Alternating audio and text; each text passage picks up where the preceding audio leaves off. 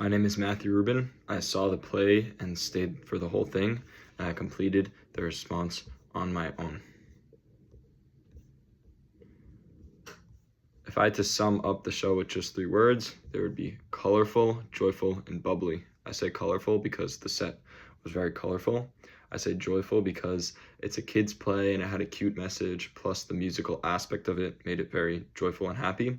And I said bubbly because all the characters have such a positive attitude to them, which again has to deal with the fact that it is a play for kids. The playwright and creators' names were Lynn Ahrens and Stephen Flaherty.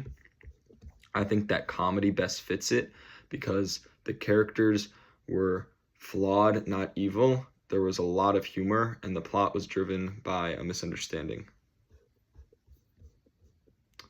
I think Horton the elephant was the protagonist. I think that he was fighting to prove that the Who's really existed, and I think that the climax was when the clover with the speck of dust on it was stolen by the monkeys.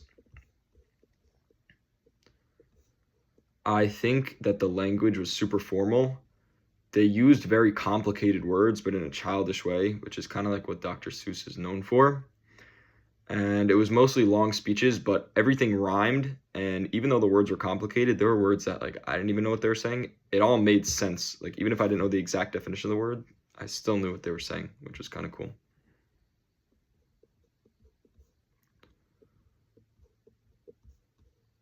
So I did not feel like one group spoke differently from another. Obviously, there were groups like the monkeys or the birds. The birds spoke with much more pride, and the monkeys spoke with much more punk-wise, but they all kind of fit the whole rhyming scheme.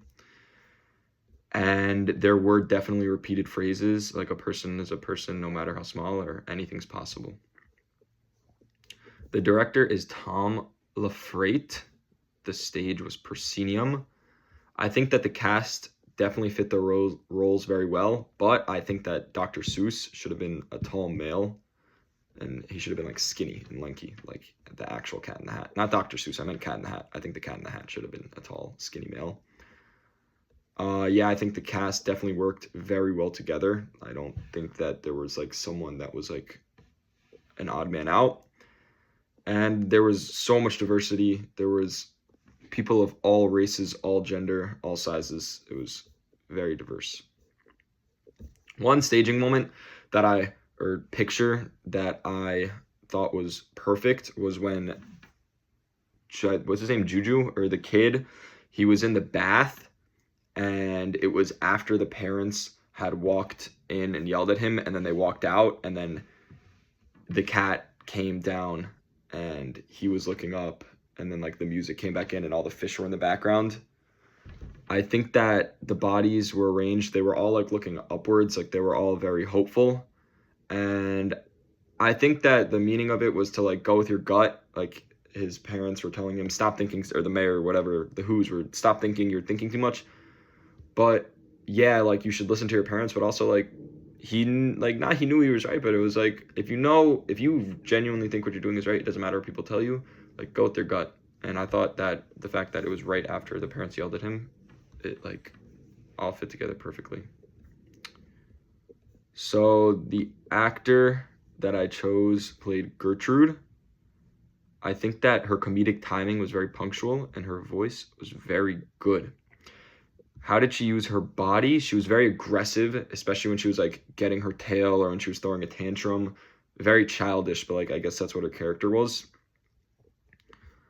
She worked very well with the other birds, when the other birds were showing off their tails and she was admiring them. That was very funny. She moved around the stage very nicely, and it was very good.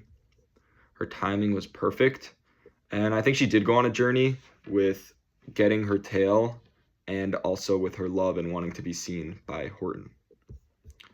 One specific acting moment I appreciated was when Juju and Horton first talked. I think that they seemed to be capturing joy, and the fact that they both felt like someone finally felt the same as them. I think that their voices got louder and they were rising, and the fact that they got close to each other but they weren't looking at each other because the Who's are very small and he's an elephant. That was very, very cute. And I shed a tear. It was really cute, and it was very, very good scene.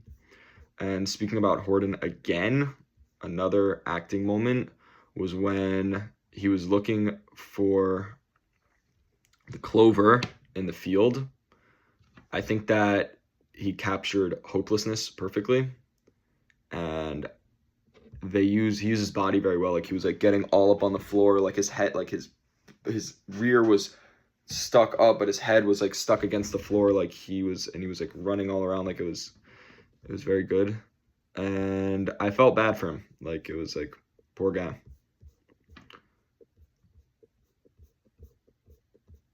The designer I chose was Tim Grafat. He was the set designer.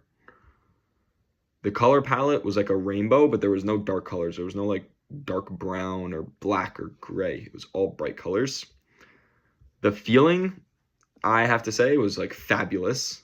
It was such a complex set. There were so many gadgets and gizmos. I really wonder what the budget was because it was crazy. And one choice that I did see was like nothing was a perfect shape. It was always like a different variation of a shape. It was never like a perfect square. Like there'd always be like a jagged side or something. And I think because it was like there wasn't one perfect shape, it made everything feel like consistent. Like it gave like almost like a comfort feeling. One element of the set that I thought was cool was the spinning, like, I don't even know what to call it, like gazebo or like gondola in the middle. It looked like it was drawn. It looked wood, but it also looked alive. It gave the set like a magical feel. And another aspect was the banister railing at the top. I thought it also looked drawn. It was like bolded though. There was like black around the edges and it looked like it was like moving almost. It looked alive. And again, it gave the show that magical feel. So it definitely seemed like they were in the same play. The play flowed together, the same world. The play flowed together very nicely. There weren't any moments where I didn't feel like I knew what was going on, which there were in the balcony. I think that the artist wanted the audience to have a change of perspective in regards to empathy. The artist wanted us to feel compassion and understand how to be confident in yourself. And something I thought about is how important it is for some people to be seen. Like it can really be a very important moment in someone's life. And that Juju and Horton moment, like it really stuck with me because like, I don't know, it could like really, like Horton was losing hope, but then like he felt seen by somebody and it gave him confidence. Same with Juju. And it's like, I don't know, that was a beautiful moment. So being seen is very important. Thank you.